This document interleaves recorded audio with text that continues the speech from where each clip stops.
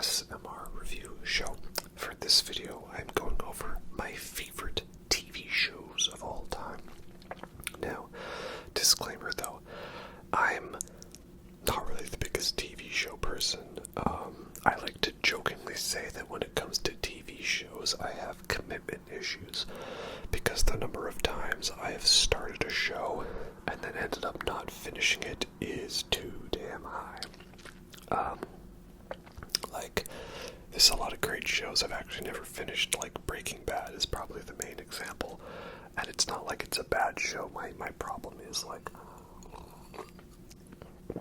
so many TV shows now that are, like, big, long-running ones with, like, through lines and everything, and so you have to be up to date on it. You have to watch every episode because it's just a big episodic story. And, if you didn't watch it when it came out, now you just got a whole lot of catching up to do. And it can be tedious, so it would be like sometimes I come home from what I'm doing and it's like, do I want to watch an episode? And it gets to the point where I have to force myself to watch an episode. And if I just go a couple days without it, all of a sudden it's just off my mind, right? So some of the so-called best shows of all time I've not watched or bothered with, so it's pulling from a very small selection here when we talk about my favorites. And again, it's not that they're bad shows, it's just I need to stay interested, and there's very few shows that could do that for me. But if you thought I was going to talk about my top 5 TV shows, I got bad news for you.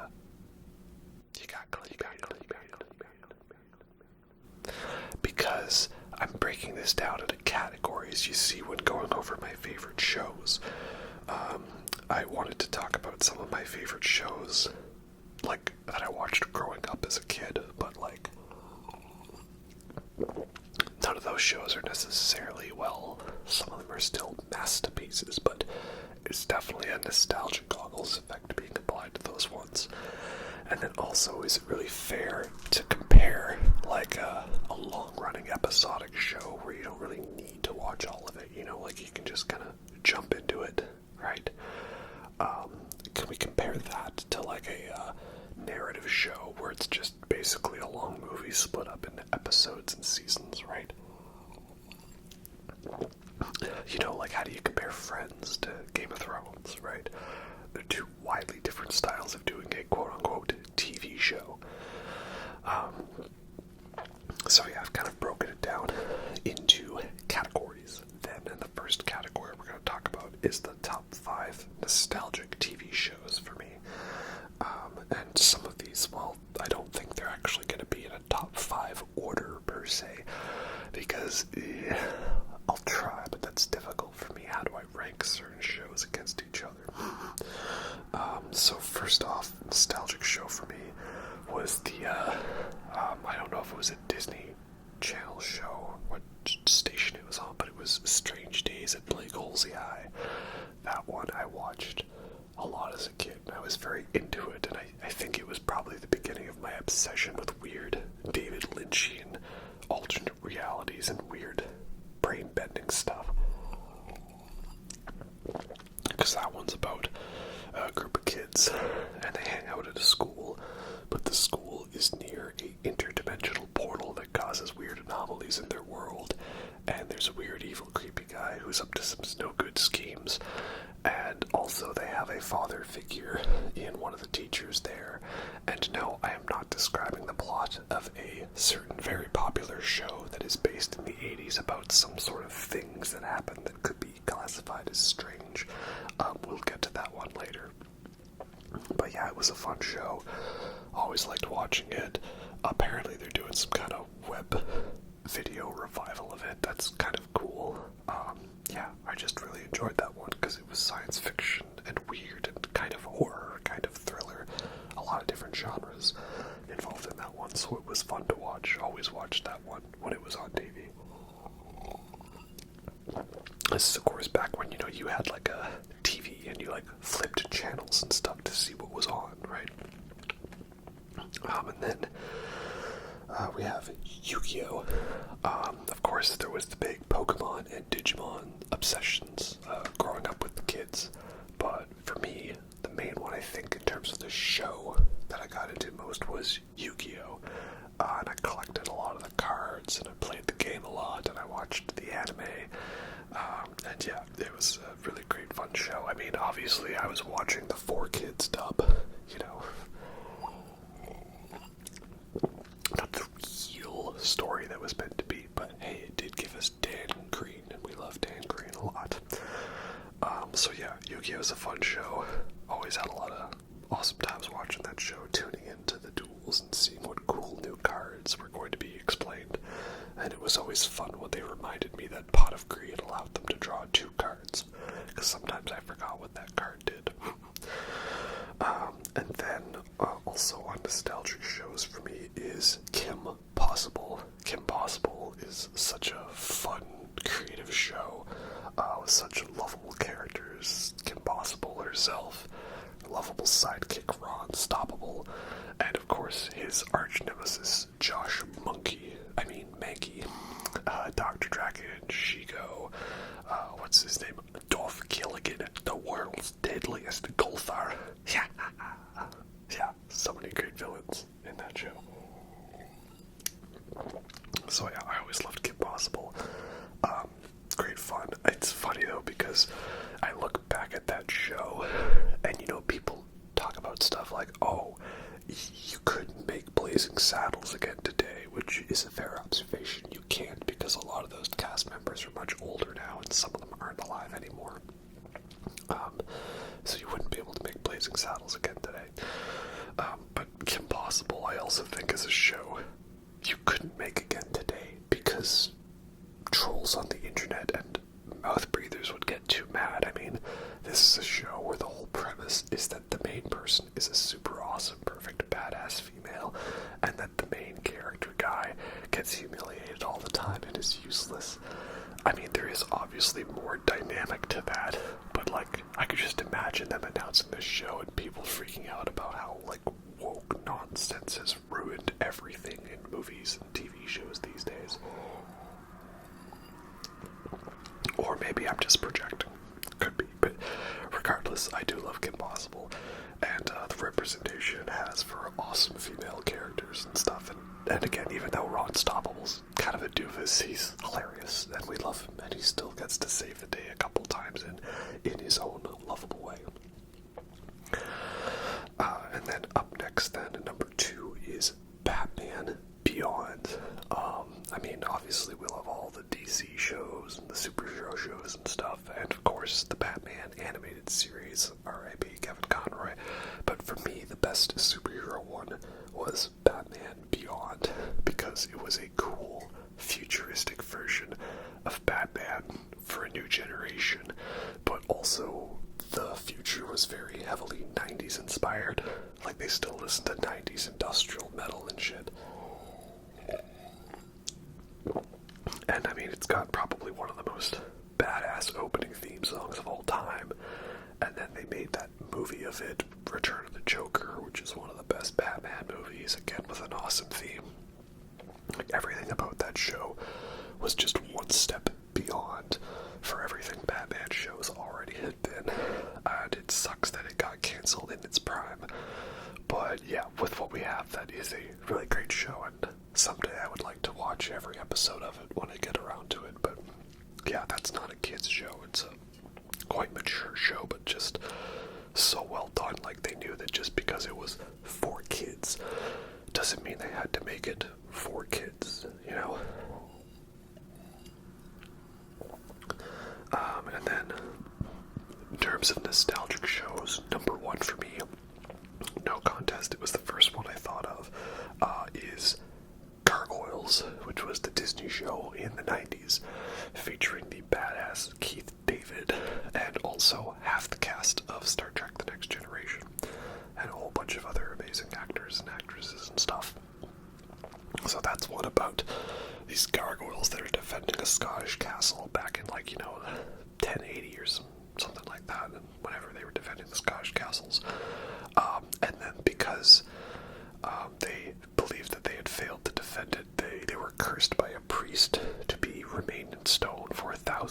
years until the castle rose above the clouds.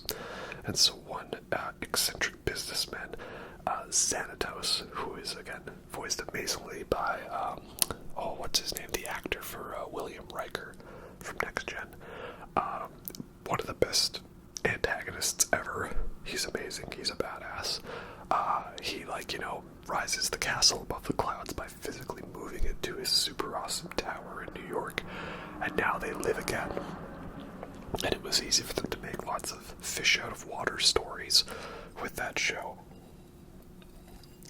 But it's very dark and violent, and there's a lot of complexity to it, which is why I was usually only on late at night, so usually I had to convince my parents that I would be allowed to stay up late so I could watch that show when it was on.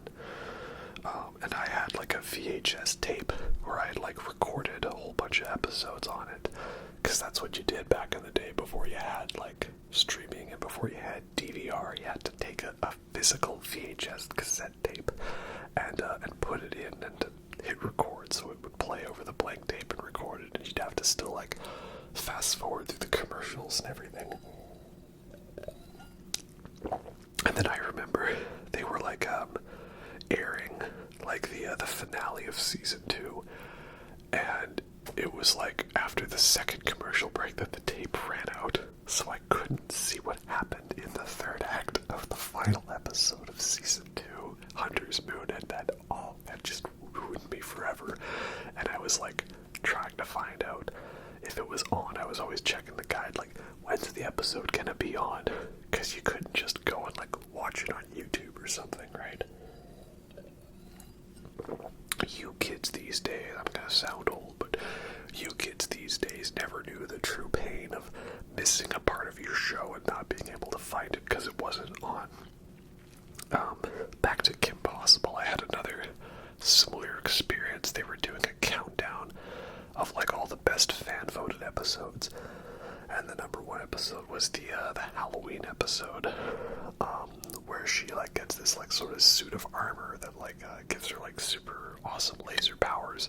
And again, it was the same thing. The tape ran out partway through the second act into the commercial break, so I never saw the third act where all of the climax happens forever. It was hilarious. But getting back to Gargoyles, it's a really amazing show because it is a kids show, but there's a lot of emotional maturity into it, a lot of depth, a lot of great darkness and animation, and it also gets weird. Very weird. This show wasn't afraid to just go into strange directions and do a bunch of random one-off episodes and stuff of strange things, or stranger things. So Gargoyles is my favorite nostalgic show from my childhood, definitely the one that I look back the most fondly on. So next up, we're going to do my top 5, shall we say, long-running shows. I don't know if that's the right term, but basically, again, let's compare Friends to Game of Thrones, right? Friends, there is kind of plot lines and stuff that run throughout the seasons and the series and stuff, but it's not if you didn't watch every episode of season 1 that you won't understand a scene in season 5, right? The concept of the sitcoms, those ones, was you could kind of jump into it and know, okay, these are the characters and their relations and stuff. And then Game of Thrones, that's a show where it's narrative, you can't just watch a random episode of Game of Thrones without a whole bunch of context or a previously on this episode sort of thing, right?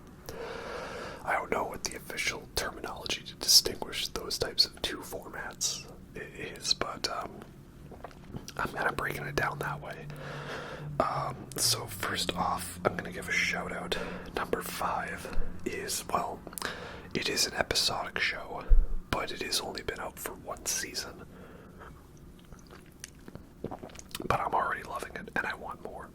And that is Guillermo del Toro's Cabinet of Curiosities.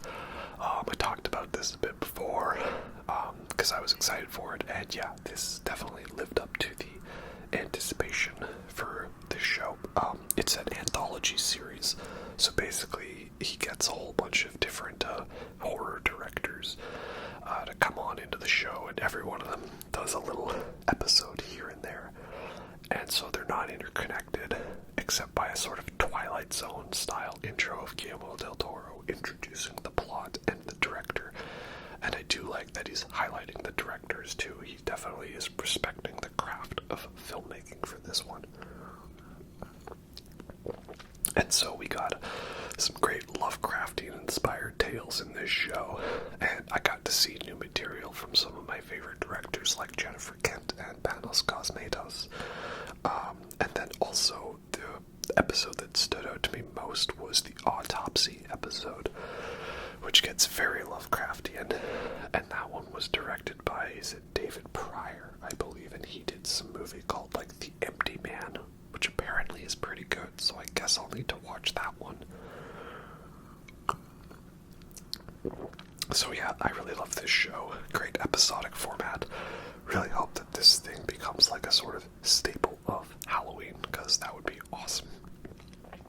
And then number 4 for me, it's kind of a silly entry, but it's Trailer Park Boys. I don't know if I look it, but yeah, I actually really love Trailer Park Boys a lot. They're so funny. I can definitely relate to the style and the humor because I'm Canadian, even though those guys are very, Eastern New Brunswick Canadian, I believe. I've never been to New Brunswick before. But yeah, just the sort of nonsensical attitude towards everything in that show. I love it. And, Bubbles is a Rush fan, so of course I'm going to appreciate that, Oh, it's no big deal, just, kidnaps Alex Lifeson. Ricky has so many great, amazing lines where he messes up a common line, like, I don't mean to say a totoso, but a fucking a-totoso. A fucking a-totoso. Or everybody knows it doesn't take rocket appliances to figure this out. Or another one of his that I seem to quote on a daily basis is worst case Ontario. Yeah, and Julian's great. He just tries to be the straight man and figure everything out, but ultimately he still gets caught up in the hijinks of all the other characters, Because that's what he said. Patrick Swayze. Conky. Oh man, how hilarious is that?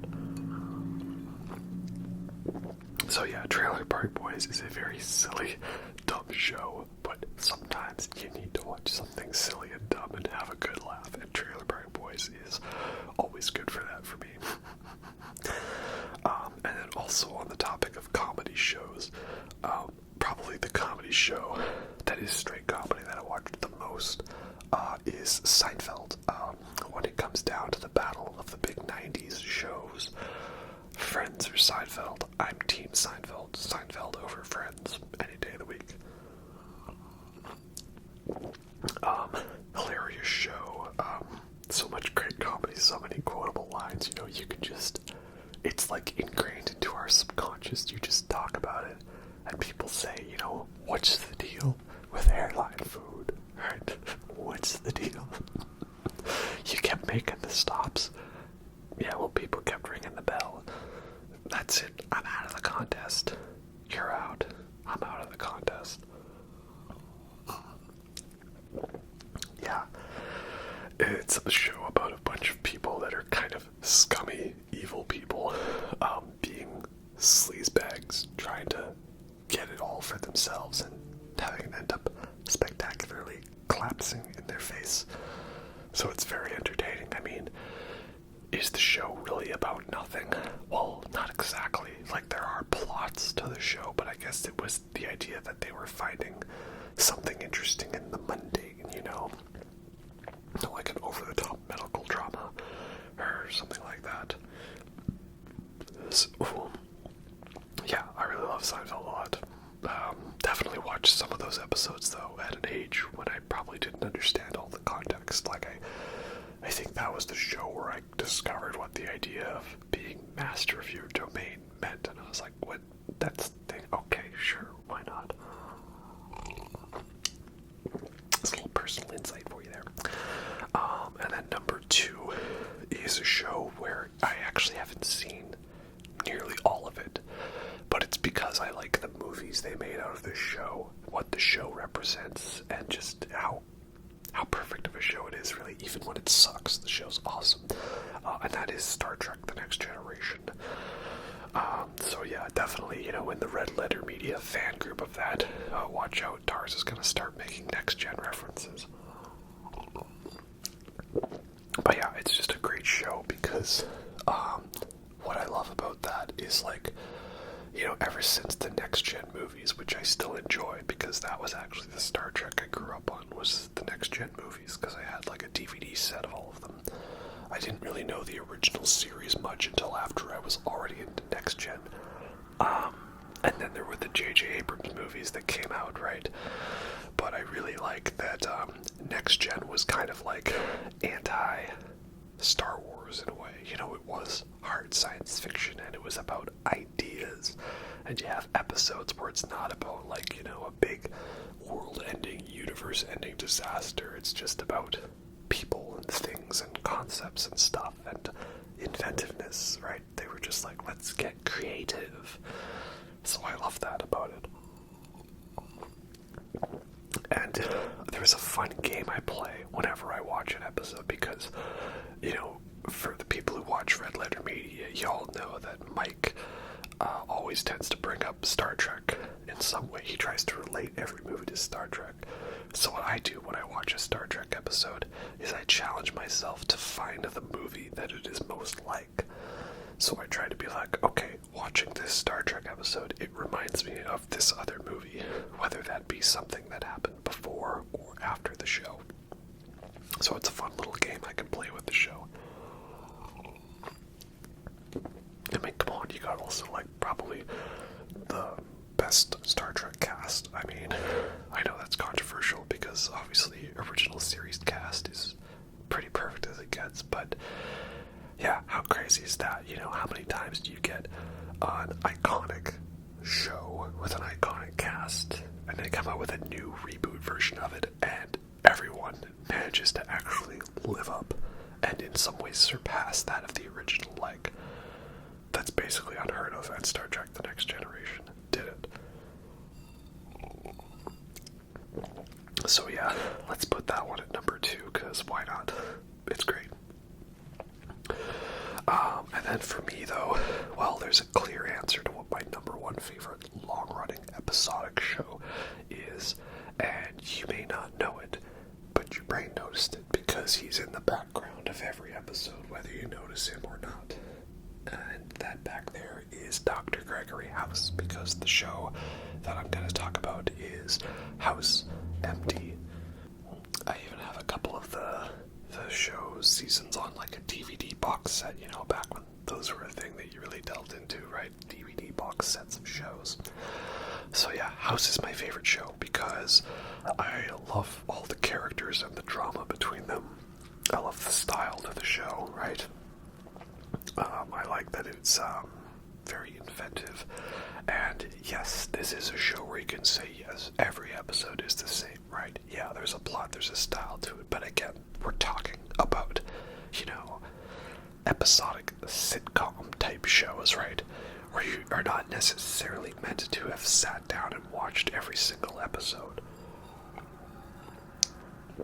Like, you're watching the show because you know the style is what it is to it, right? Like, you know, I'm going to watch a show where the doctor, main guy, tries to figure out the medical anomaly that nobody else can figure out because he's basically Sherlock Holmes. He lives on Baker Street, and he has Wilson, who's his own version of Watson, who he needs to bounce ideas off of. And there's so many House quotes that I am just talking about constantly. That bit where he yells out after Cuddy, "You can't stop our love." And I feel I'm also like House in some ways. How he feels like it's not that he doesn't know what needs to be done, it's that he needs a team to be able to bounce ideas off of. You know, like, you saying it out loud helps you realize it. Maybe that's why I have this channel, because you guys are all my diagnostics team to help me figure out the case, right?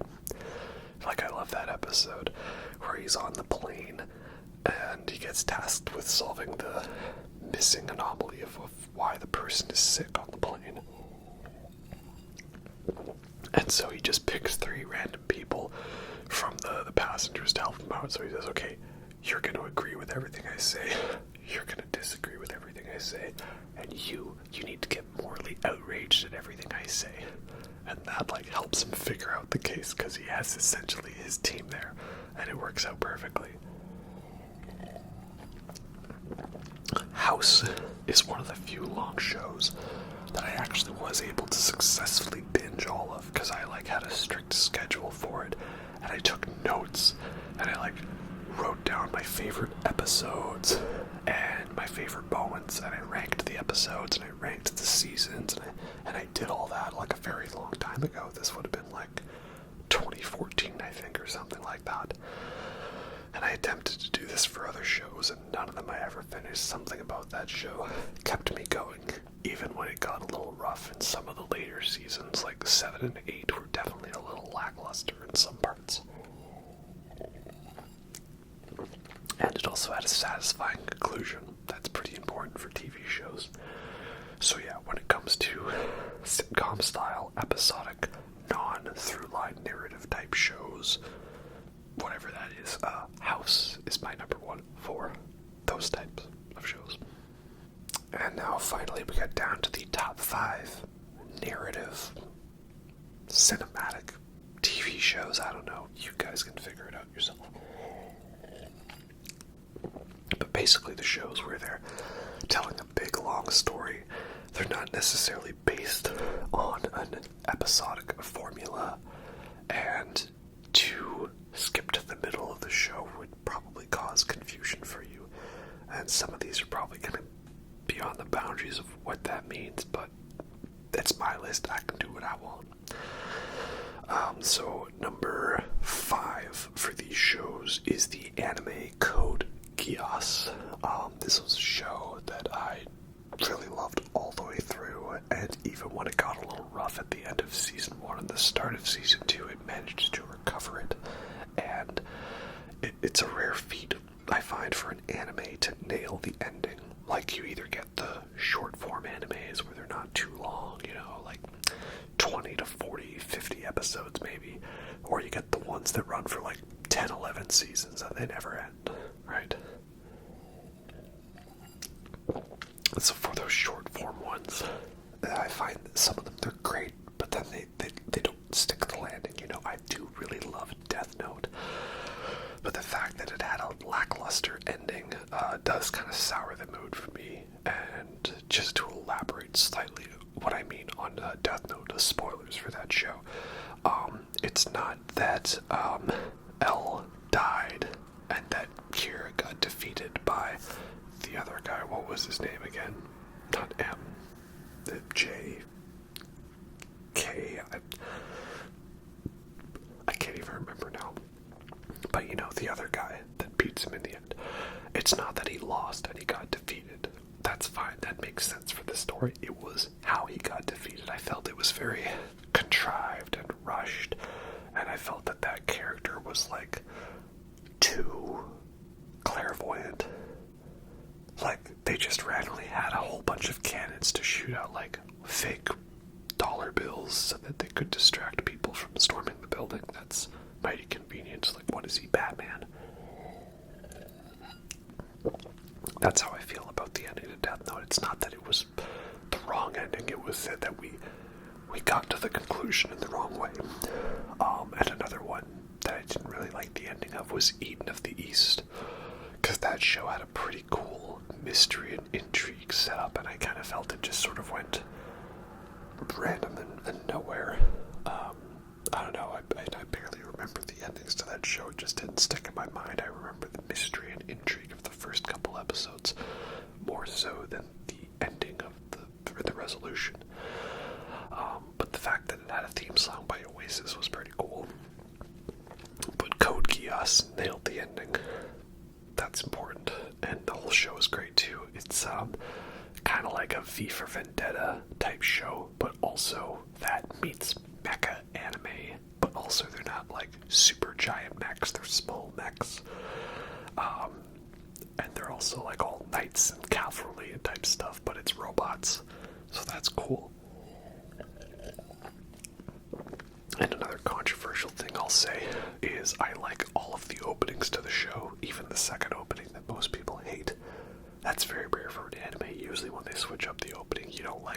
much, but I liked all the openings for this one. And yeah, it's just a great job of like setting up a story that there's this guy, Lelouch, and he wants to free what is Japan from the Great Britannic Empire. And it just runs with that, and it's always intense, it's always crazy, there's lots of awesome mind games, it's just such a fun show.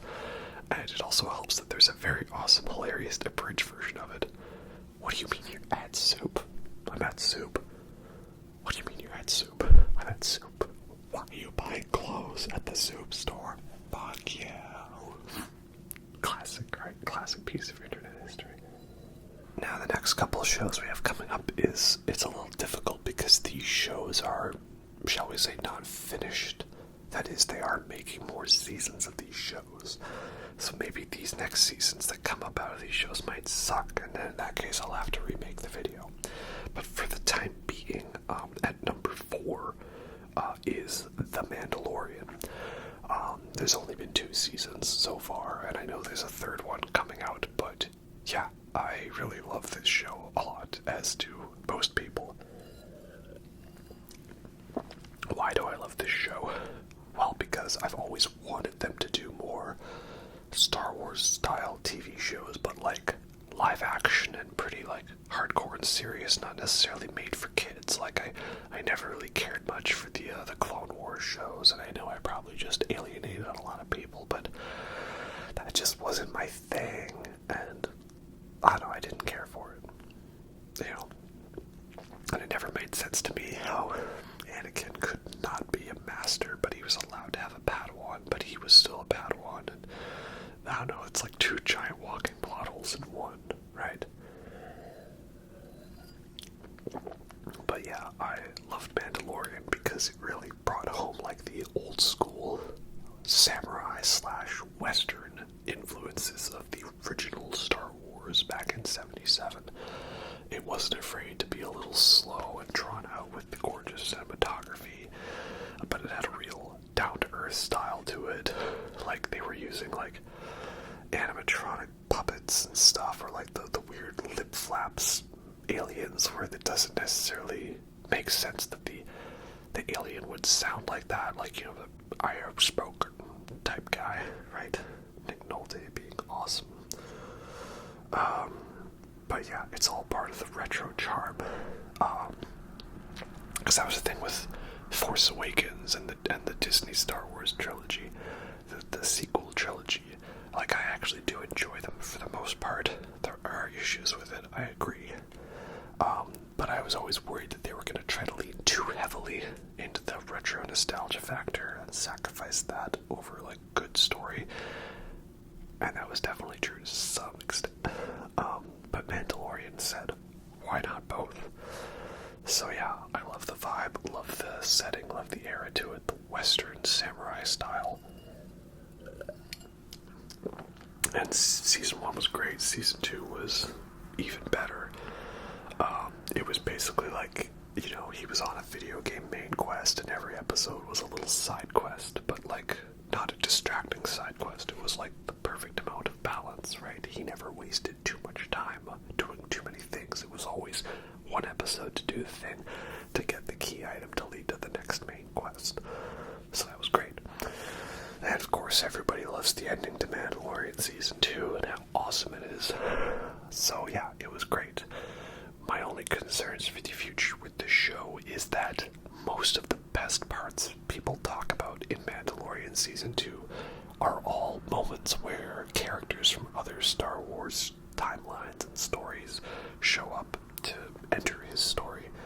And so I don't want them to then get the wrong message and think that Mando Season 3 has to be a big fanfare of him meeting with other legacy characters, you know? I still want it to be his story, because Season 2 was the perfect balance of that. And then also, like, Book of Boba Fett, I actually thought was a pretty good show. A lot of people were kind of meh on it, but his story was continued in that it basically became Mando Season 2.5, which is okay. There's nothing wrong with that. So now that he's back with Grogu, I don't know, it does kind of undercut the ending of season 2 for me a bit. So we'll see. I guess he's gonna do more training with Grogu. I don't know how it's gonna work, but they've won me over with season 1 and 2, so let's hope that momentum keeps going. And then number 3 for me, again, it's another new show that is not currently finished, because apparently it has one more season to come out, and who knows, it might suck, it might be awesome. And it's a very trendy show right now that I definitely hopped on the trend bandwagon for. And that is, of course, Stranger Things. This was the show that came out and everybody loved it, and everybody told me I would love it, and I didn't bother watching it because I'm allergic to TV shows sometimes, you know. I need to be committed. Again, I have commitment issues when it comes to TV shows. And then season 2 came out, and everybody said, it's not as good as the first one, but it's pretty good. But there's a slight twinge of disappointment hidden in every scene. And I said, oh, okay. And then season 3 came out, and no one really talked about it. It sort of came and went. And I kind of forgot about it. And then season 4 just came out this year. And then all of a sudden everyone was like, oh my god, have you guys heard of this person called Kate Bush? And she does this song called Running Up That Hill. And I was like, yeah, I've been telling everybody to listen to Kate Bush for like 7 years at this point, man. And then I was like, oh, so they put a Kate Bush song in the show. That's awesome. That's great. I love it. And then a couple months later, everybody was like, there's this guy, and he has long hair, and he listens to metal music, and he plays guitar, and he has a vest with patches on it, and he plays Master of Puppets by Metallica on guitar, and he's so cool. And I was like, wait, you mean to tell me they put me in the show, and they didn't even give me credit? Are you kidding me? So yeah, then I had to watch Stranger Things.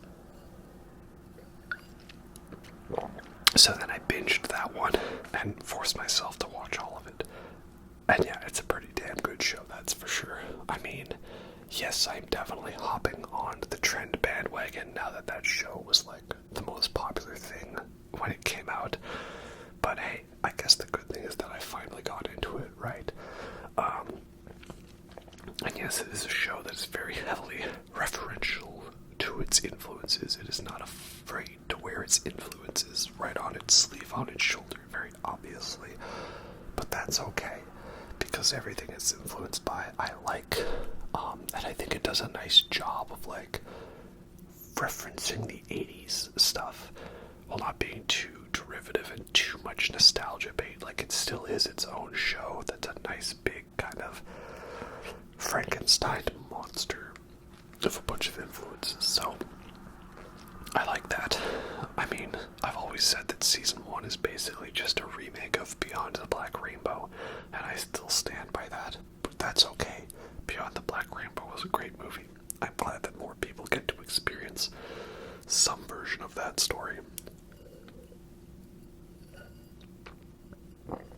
And yeah, I've loved all the seasons. I actually didn't hate season 2 or season 3. I thought they were both great seasons. Season 1 is still probably the best, the most thematically consistent, because it is the most like a horror show. And I didn't hate season 2. I thought it was also great. Everybody points out they don't like the Lost Sister episode. To me, it's not the episode itself that's bad, it's just the way it's done, you know? They deliberately are about to get to the climax of the show, and then they say, hey, wait a minute, let's take a detour for this whole episode. It is very feeling like it's filler. I feel like if that exact same storyline had been just incorporated and like spliced throughout the other episodes, like they had just changed the timeline a bit so that event was happening concurrent to the main story and actually showed it that way, I don't think it would have been as negatively received. I mean, they had to know what they were doing, right? They were deliberately like, guys, Timmy's stuck in the cave. Will he make it out? well, first you're gonna have to watch an hour of this random stuff that just feels very far removed from everything else in the plot. And it was also the fact that the very first scene of season 2 starts with, like, them hyping up these other characters, you know, other numbers that escaped from the facility. And then that all amounts to one episode that has currently not really ever been addressed for the most part, except for a throwaway line in season 4. And yeah, I thought season 3 was great. It was definitely a change of pace, a more action blockbuster than a horror movie. But still pretty great, and man, the visual effects in that season were amazing. And then we've got season 4, which was pretty good. I did really like it. I do have a couple issues with it, though. One, Eddie Munson is not in every scene in the show. That is very disappointing. Two, I don't like that Jonathan's now just a generic stoner with a generic stoner friend. I mean, I know Argyle has his fans, but I don't know, I'm just not sold on him yet. He's funny, but I'm also thinking, like, every time I see Jonathan, I'm just like, look how they massacred my boy. So yeah, I'm not the biggest fan of that. I also feel that some of the episodes are a little too long. Like, the idea was that they thought, well, if we could stretch the scene to be longer, then we will, because that makes it better. And yeah, not necessarily. And I also thought it was odd how the final episode was like, you know, like 2.5 hours, and somehow it still felt rushed. You know, like that hard time cut jump, like the 3 days later title card. It just felt a little awkward, you know. So again, we'll see what happens in season 5 if it does wrap up properly. A lot of shows that had promise wrapped up disappointingly, but I hope this one does a good job. Number 2 for me is Neon Genesis Evangelion, my favorite anime show of all time. Many people have talked about this before, and I'm sure you've heard me reference it once or twice, specifically in my Nier Automata music video, ASMR boss video, not a music video. That'd be cool though. But yeah, I love this show a lot. I mean, why? Is it because I was depressed when I watched it? No, of course not. Don't say silly things like that, right? Because this to me is like the anti-mecha anime show.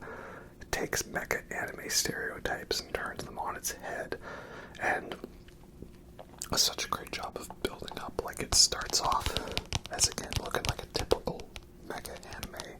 There's monsters and they're trying to destroy Japan, and we've got to get in giant robots and fight them.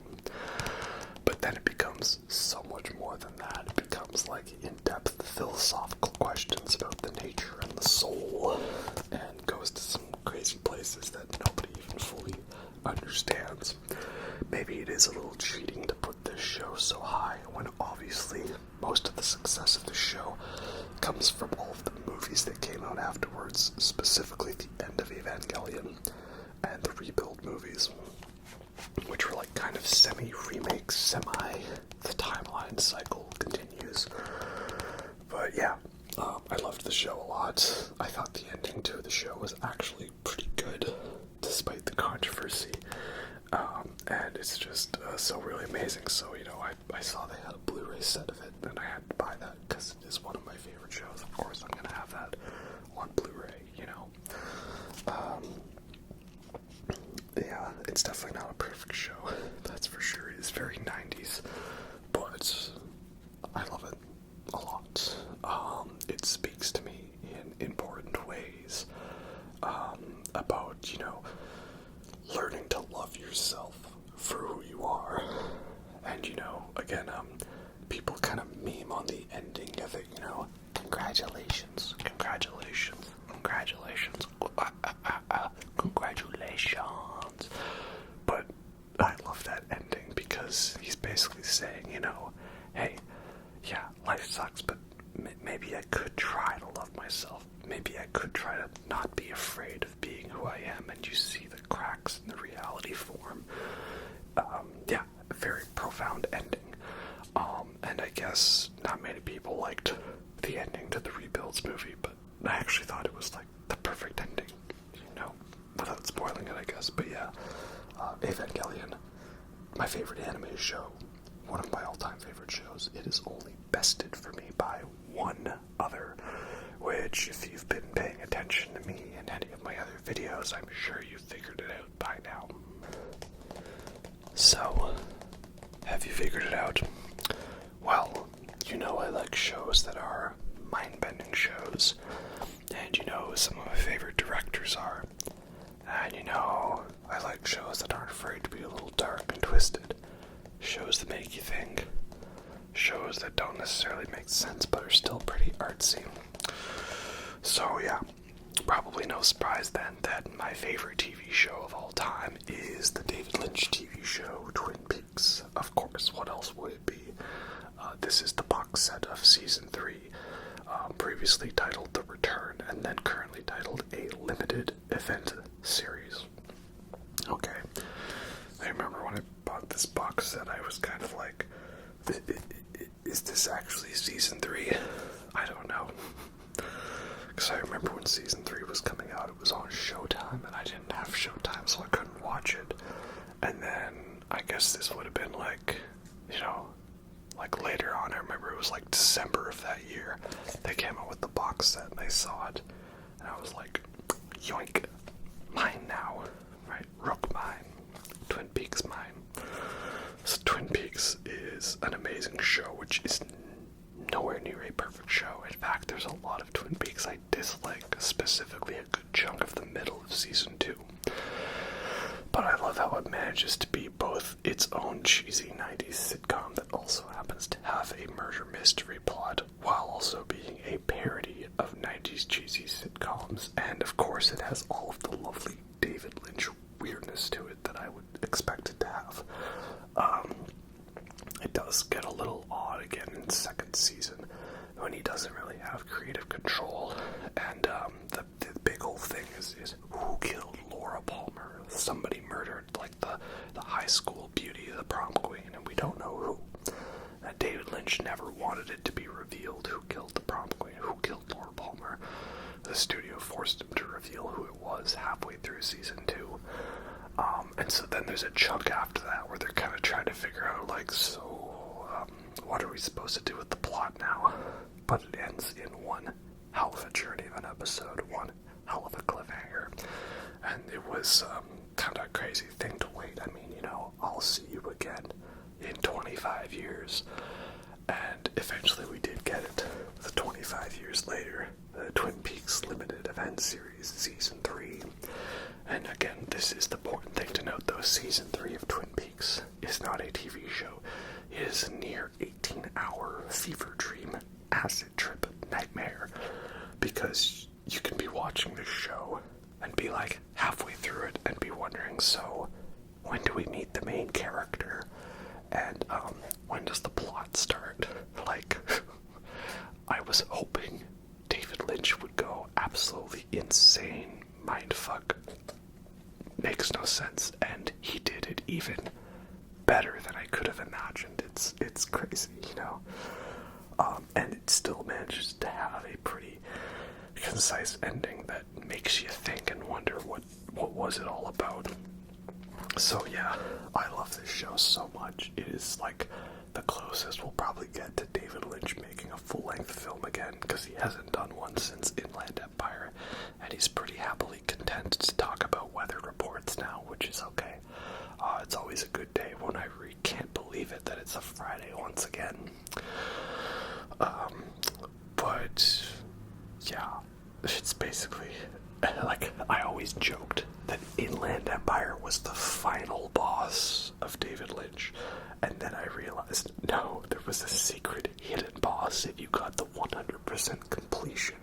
The real final boss is Twin Peaks Season 3, and oh my god, is it so glorious of a season, am I right? I can't believe this was just a show that was on TV for everybody to watch. And it also did the best job of illustrating to me that David Lynch's main thing is it's about what is felt in a scene, not necessarily what happens in the scene, because it's about conveying emotion emotions, right? Not the what, but the why and the how, if that makes sense. So yeah, that's it. Those are my favorite shows of all time. Again, I am pulling from a admittedly very limited selection of options and trying to work with what I have, but I think I managed to make this video a half-decent length for your entertainment. And again, you do not need to tell me that there are amazing shows I need to watch. I know there are amazing shows I need to watch, but I'm very bad at being on top of watching said shows. So I'll do my best, but no promises. Side note, while we're talking about TV shows, I really hope that The Witcher does alright in Season 3. I enjoyed the first 2 seasons. It was pretty good. But I feel like Season 2 is basically them trying to get in position for what they wanted Season 3 to be. You know, it was a transitory season. Like how Triss is all of a sudden a redhead, right? It makes no sense, but we're happy that it happened. And the Lord of the Rings, Rings of Power Amazon show. No, it was definitely not perfect. I'll agree on that. But here's the thing, is I want Lord of the Rings to be good. I want to see Middle-earth. I want to enjoy it, and the spectacle and the visuals in that show were off the charts amazing. So I really hope that they're allowed to do a Season 2 of that show, and they can figure out what worked and didn't work and tweak it a little bit, and hopefully we'll get something akin to a masterpiece in Season 2 of that show. But that's all I've got for this one. So if my upload schedule continues as it is, then I'll see you again in 25 years. Have a good night.